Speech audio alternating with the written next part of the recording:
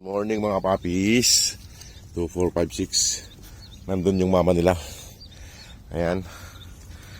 6.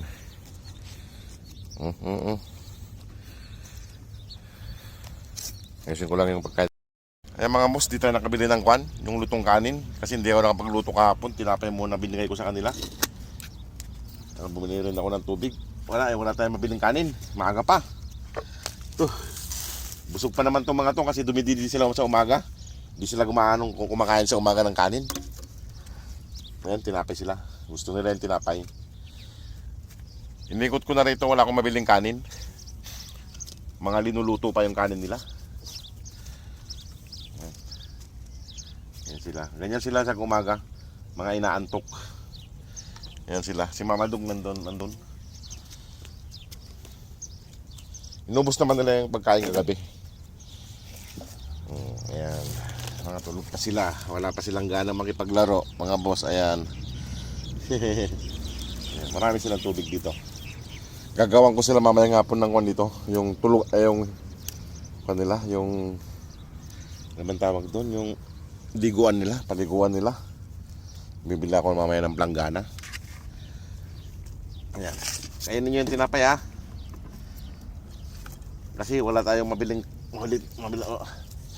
wala akong mabiling kanin mga boss, pasensya na. Hindi rin ako nakapagluto kahapon. Kaya binigay ko na sa kanila kahapon yung binuto kong kanin eh. Ayan o, mga naantok, mga tulog pa. Iiwan ko na sila rito mga boss para makapagluto ako ng kanila mamayang hapon. Pagkain. Ayan, tingnan nyo mga wala pang gana. Ganyan sila sa umaga kasi hindi gaano kumakain ng kahit kanin. Ayan, dito lang sila, hindi sila maalis dito. Dito lang sila. Ayan o. Ayan lang sila. Puro nakahiga na. Bangon, kakain ng tinapay, sabay higa. Ayan ang buhay.